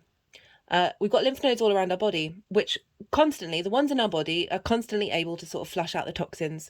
In our brain, they can't do it. The only time that they can do it is when we sleep. This is why we go mad when we don't sleep. This is why this is more than water and food running out. You not getting sleep, that's going to mess with your brain, right? So the sleep is so key and so fundamental to the human psyche, that the mind can get addicted, right? Imagine it's an addict. It's just desperate for its next hit. So it's going to ping, and you can allow it to ping. You can allow it to ping and just sit there. You don't have to attach to it. You can just let it move through. You can acknowledge that it's your mind after the hormones, right? Rather than, oh, I should be focusing on this. This is important. Not everything your mind tells you is valid. I mean, it also is, but it also isn't. Let's work with paradoxes here. Do go check out the Gemini new moon video if you want to hear all about paradoxes and how that's the best way of dealing with this 3D experience from a 5D energy space. That stuff's been going on in your roots and your foundations. Maybe you've had family worries, maybe you've had home worries, just generally, or in your private life, everything else in your chart has been building up and being like, oh God, what is going on? This is so intense. How do I even begin to unpack these 9 swords? There's so many of them. And where's the other card go? Here we go. And then we got the Nine of Wands. This is exhaustion, burnout, conflict mode. Like things coming at you, feeling like you're having to defend yourself over and over and over and over and over and over and over again. Whenever this card shows up, so I forgot to say the remedy.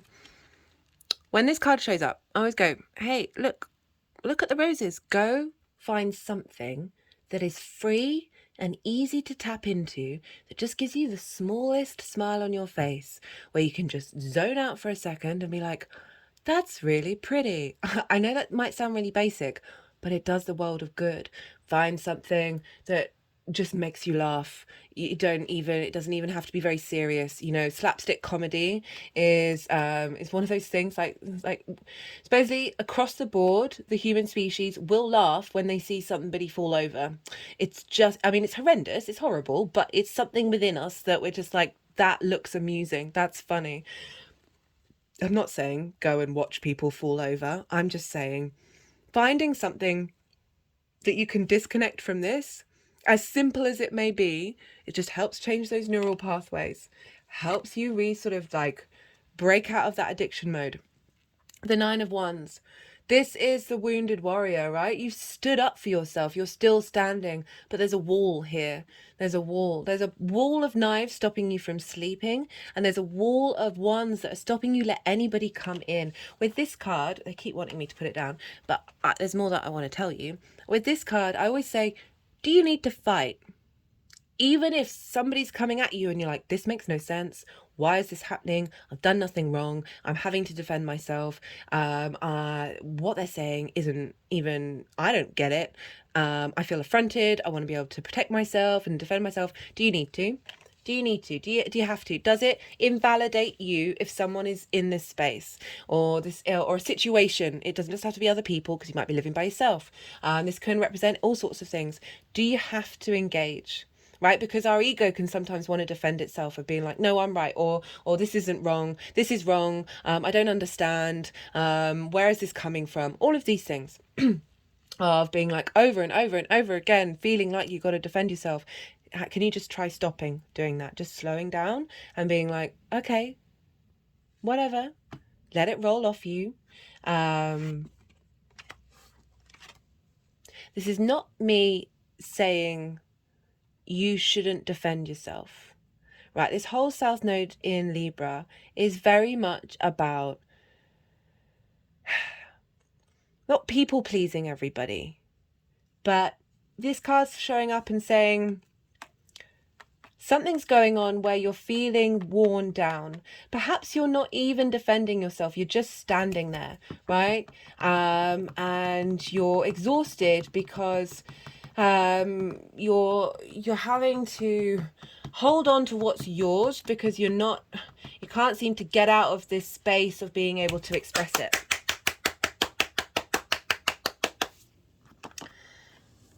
This energy is being crowned by the Eight of Cups. For some of you, this may be someone in your life who's creating conflict. This may be past traumas that have come up, that you're exhausted by, that you're anxious over, that you don't understand why that energy's around. That can very much be a thing. There's lots of different examples with this of how this can show up. There's just generally a sense of exhaustion with these two cards of whatever's been going on. It's not working. It's not working. There may be tried and tested modalities that are no longer serving their purpose. And this is what I mean about how this Eight of Cups is very South Node energy. The Eight of Cups is about leaving behind something that's comfortable and going and climbing a mountain. They're wearing a red cloak. This represents courage and bravery, because it's you're leaving around something that's comfortable, and you're going to go off on your own and climb a mountain.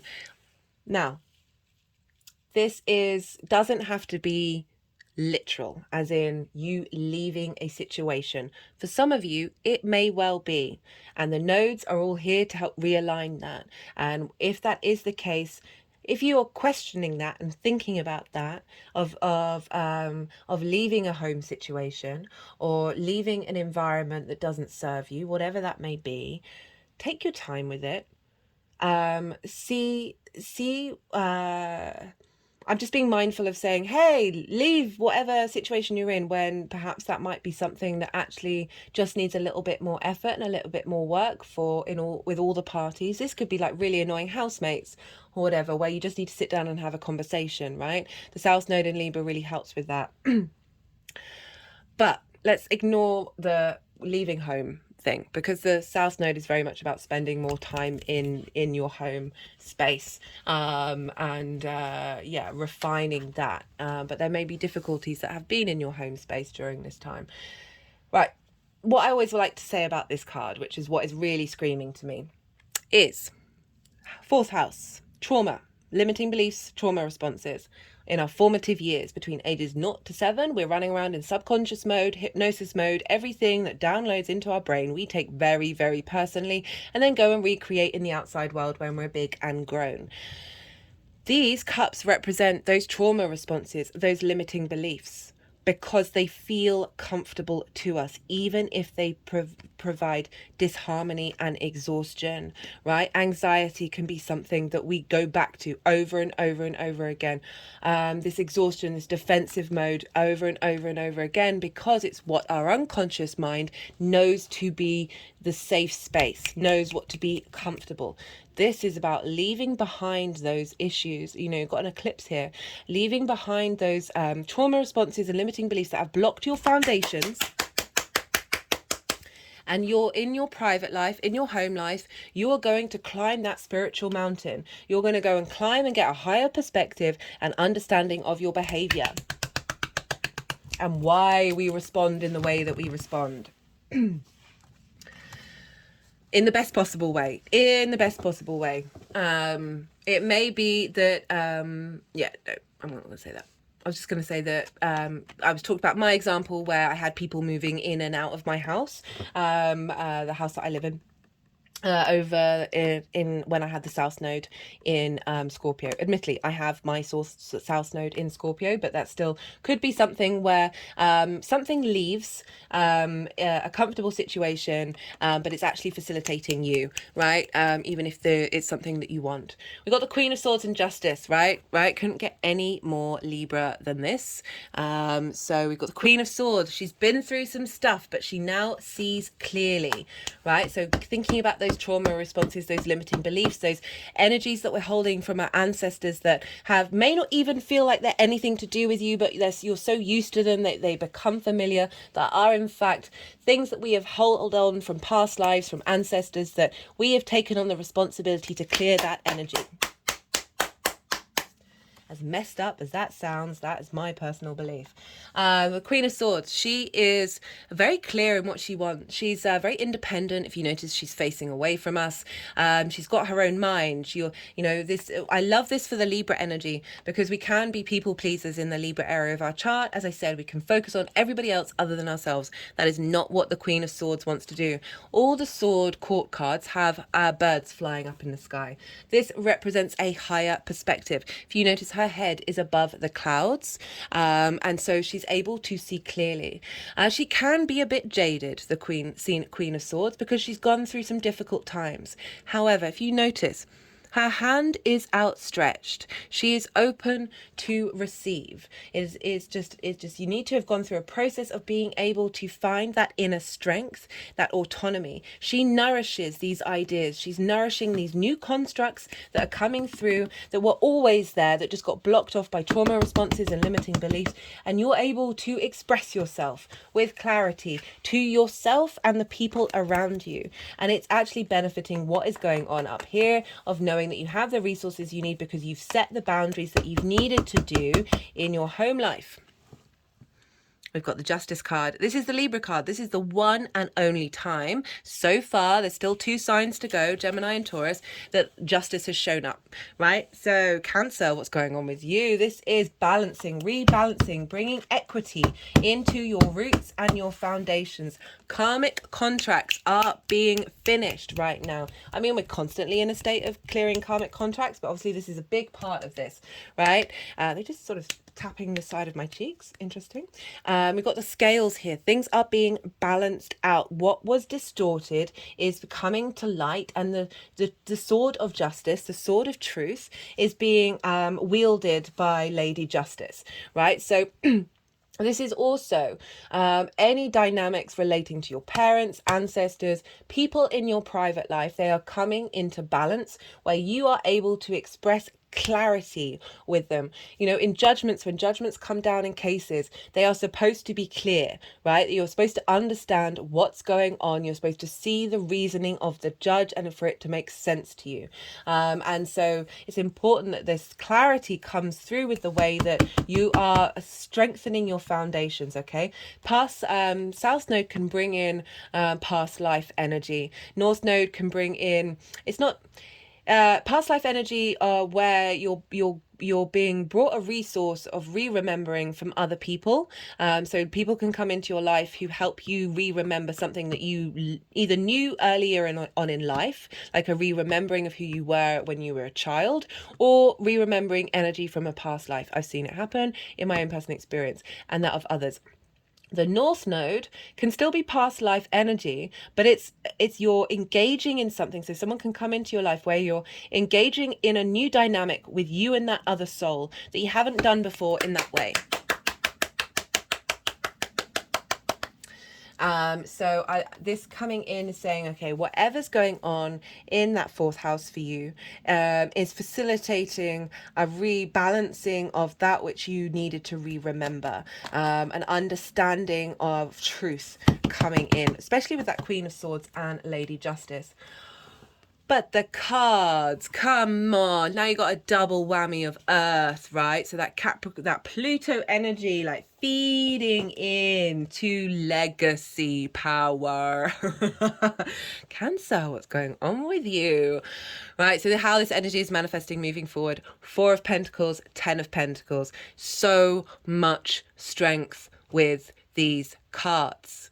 We've got the individual, and then we've got the community, a lovely representation of the Aries and Libra energy. The 4 of Pentacles. Lots of tarot readers say this is holding on, this is being miserly. This is very rarely how I read this. Occasionally that's the first thought that comes into my mind, and then I know that's how it's linked into that particular reading. It's usually more in collective readings than it is personal ones. This is such innate inner power, confidence, authority, autonomy, sovereignty in yourself in the 3D world. We've got Pentacles, which is the star of Venus. She makes 5 retrogrades in her cycle. Venus wants us to appreciate the 3D world and be in harmony and flow and abundance in this space. You have Pentacles underneath your feet chakra, over your heart chakra, and on your crown chakra. You're wearing a crown. You are sovereign in your being. You are harnessing your chakra energy, this unseen energy, with the 3D world. This is about structure and safety and feeling in command. We've got the city of the Emperor behind you, of that innate wisdom and sovereignty in the 3D world, right? This is the tangible. This is your earth. This is your career, your life path, your home, your structure, your foundations. Super, super solid.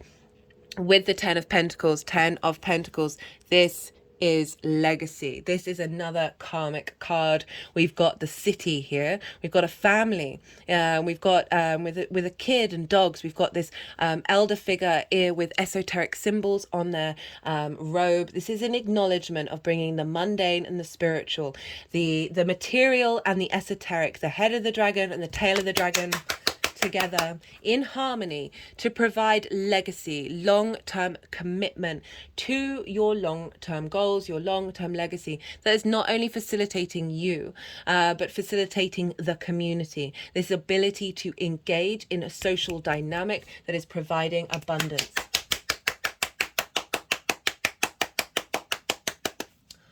Whoa. Pretty cool. And there was me being a little bit nervous about this reading. Right. Okay. Only because yeah, anyway, shut up. No. I'm going to pull some clarification cards for you, Cancer. That was a fun reading to do. I really enjoyed it. Very clear. I liked the combination, right? So we've got fire and air for the North Node, water and a new beginning, interestingly, for the Pluto square of maturity here. We've got fire and air for the North Node, South Node, and then we've got straight up pentacles for how this is manifesting moving forward.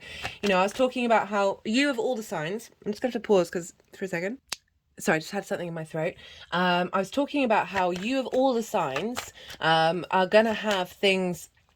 Okay, for those of you tapping into the Cancer energy, it's, I mean, just in general, but it's going to be more weight if you've got your sun or your moon or your ascendant or your Venus or your Mars or your nodes even, whoa, or anything really, to be honest. That Cancer energy straight up, okay, scrap what I just said, regardless of whether there's anything in Cancer, the fact that that Cancer energy is going to be such a pulling point for every chart, but particularly you Cancer rising, you know, I don't want to beat around the bush with that one, but that's acting as such a gravitational pull to all these other energies that it's yeah, it's completing that grand cardinal cross for sure for everybody. Okay, right, clarification, confirmation, extra cards coming through for Cancer and the North Node in Aries, South Node in Libra for the next 18 months. What have we got to say for Cancer? This is the numerology deck. All the decks are in the description box if anything takes your fancy, as well as all the information that I've just said in terms of dates, degrees, eclipses, all of that stuff is there. Right, all wants to come through for Cancer. Cancer, you have the longest reading, I think.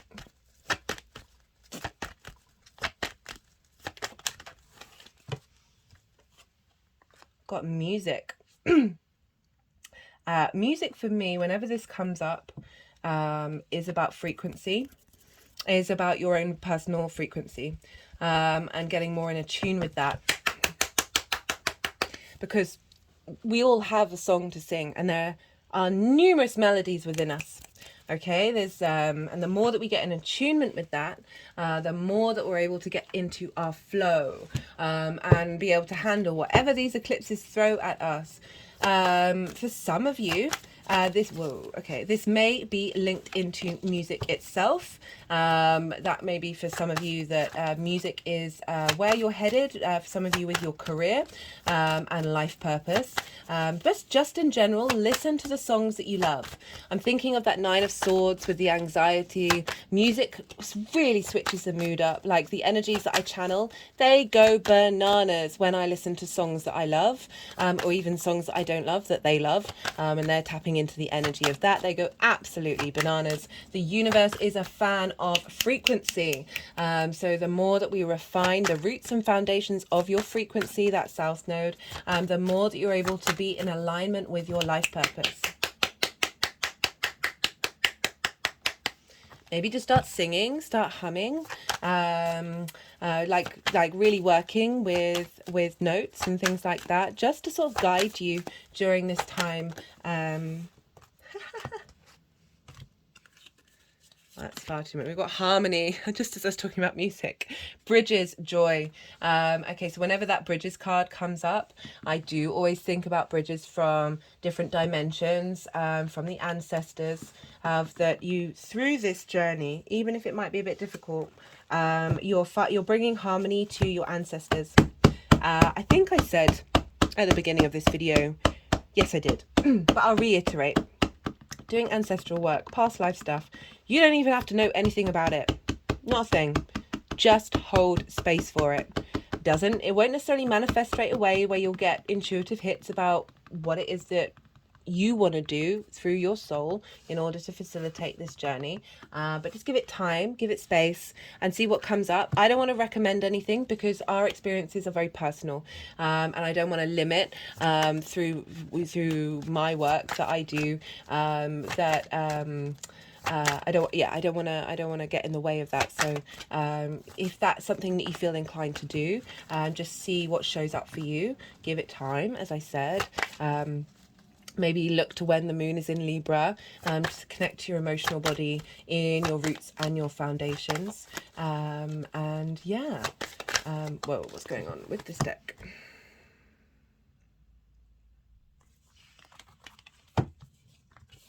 But I do like that harmony card. So it's another 10. So you got 3 10s going with that south node of saying, you are going to be bringing in a state of inner foundational harmony and balance that doesn't, you know, if you look at that with all that red on it, which is very Aries energy, that it's the combination of the two of these things together that are really in union. Okay. Okay, let's go with the other deck.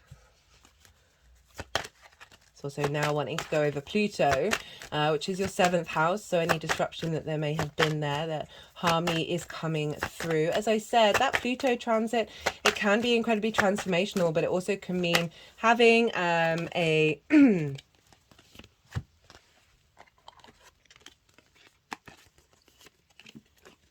okay, so we've got the moderation card wanting to go with these two, that the nodes are coming in to help bring that into alignment.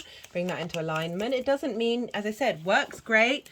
Discord and debate is great. Little sparring is great, but not when we are in it to take people out. I mean, it's just, we're all in it together, guys. We're all in it together.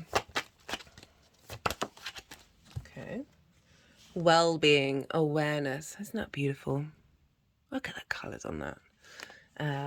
Yeah, making sure that I'm getting both awareness of the people around you as well as yourself. Okay, so again, we want to bring the Libra into Aries and the Aries into Libra with this in order to get a nice balance and make sure that we are in harmony. Listening to music to rebalance your frequency. Air signs are very much linked into music with that south node there, can really help regenerate your foundational structure. Yeah. I'm being reminded of what happened with the cards earlier on in the reading, where they just went everywhere, of allowing yourself to give yourself the time to find harmony in the chaos, okay, and not get disrupted by it. Yeah, I think that's everything that I wanted to say, Cancer. That was a great reading. I really enjoyed that. Thank you so much for sharing your time and energy. For those of you who are still here, don't forget to hit that like button on the way out. It means a lot to me. All the interaction with the channel helps the YouTube algorithm push all of this out into the world. It is a growing channel, so that does help, but only do so if you feel so inclined. I really appreciate your time and your energy, Cancer. Be good to yourself, Cancer. Be good to those around you. And most importantly, be well until we meet again.